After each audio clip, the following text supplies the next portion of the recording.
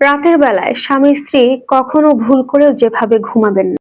যেভাবে ঘুমালে আল্লাহ তাআলা নারাজ হয়ে যান এবং শয়তান খুশি হয়ে যায়। কোনো দম্পতি যদি রাতের বেলা এইভাবে ঘুমায় তাহলে আপনাদের সংসারে অভাব, অনটন, অশান্তি, ঝগড়া, ঝামেলা এগুলোর কোনো শেষ থাকবে না।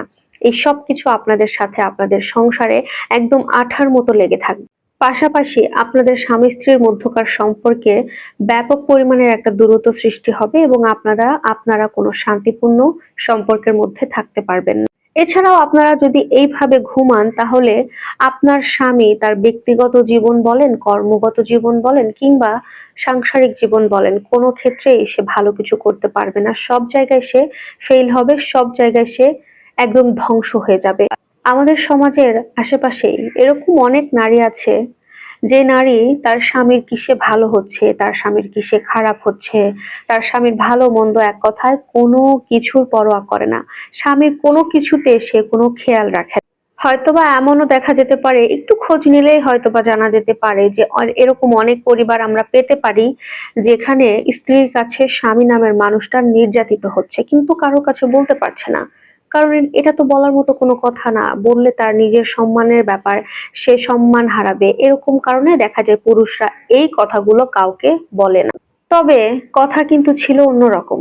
একজন স্বামী হবে স্ত্রীর কাছে প্রশান্তির জায়গা, ঠিক একইভাবে স্ত্রী হবে স্বামীর কাছে প্রশান্তির জায়গা। কিন্তু আপনি যেখানেই শুনতে যান বা যেখানেই কিছু জানতে যান, আপনি একটা উত্তরই পাবেন, শান্তি নেই। এই সংসারে শান্তি নাই, ওই সংসারে শান্তি নাই, এই পরিবারে অশান্তি, ওই পরিবারে অশান্তি, কোথাও শান্তি মিলছে না। যেখানে যাচ্ছেন আপনি সেখানে শুধু অশান্তির কথা শুনছেন। আমার কাছে কি মনে হয় জানেন? এই যে আমরা নারীরা বিয়ে করার পরে একটা করে যে স্বামী পেয়েছি, এটাকে শুধু স্বামী বলা যাবে না, এই মানুষটাকে শুধু স্বামীর মধ্যে ফেলা যাবে না। এটা আসলে এক একটা হীরা। আমরা নারীরা যারা বিয়ে করেছি আমরা এক একটা হীরা পেয়েছি। এটা হচ্ছে আল্লাহ তাআলার দেওয়া সবচাইতে দামি আর সবচাইতে বড় একটা নিয়ামত, যে নিয়ামতকে আপনাদের আগলে রাখতে হবে, যত্ন করে রাখতে হবে। কিন্তু বোকা নারীরা এই ব্যাপারে বোঝারই চেষ্টা করে না। স্বামীকে যত পারে অপমান করে, স্বামীকে যত পারে অবহেলা করে, তুচ্ছ তাচ্ছিল্যতা করে, কিন্তু এগুলো করা একদমই ঠিক না।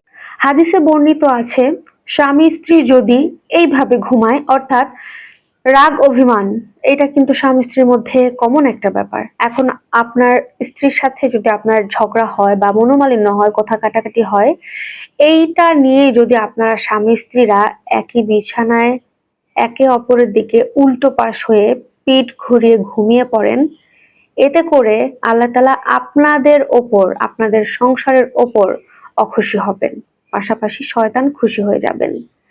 কারণ আল্লাহ তাআলা কখনোই এই জিনিসটা পছন্দ করেন। আপনাদের মধ্যে যতই রাগ অভিমান হোক না কেন, আপনারা অবশ্যই চেষ্টা করবেন দুজনের মধ্যে কথা বলে পরামর্শ করে সবকিছু মিটিয়ে নেওয়ার জন্য। তারপরে স্বামী স্ত্রী একে অপরের সামনাসামনি মুখ ঘুরিয়ে তারপরে ঘুমাবেন। কখনো ভুল করে একে অপরের দিকে উল্টো হয়ে পিঠ ঘুরিয়ে ঘুমানো যাবে না। এইভাবে ঘুমালে আল্লাহ তাআলা নারাজ হবেন আর শয়তান খুশি হবেন। পাশাপাশি কিন্তু আপনি সংসার জীবনে, আপনার ব্যক্তিগত জীবনে সব জায়গায় ধ্বংস হতে শুরু করবেন। সুখে শান্তিতে দাম্পত্য জীবন পালন করতে চাইলে অবশ্যই এভাবে ঘুমাবেন না।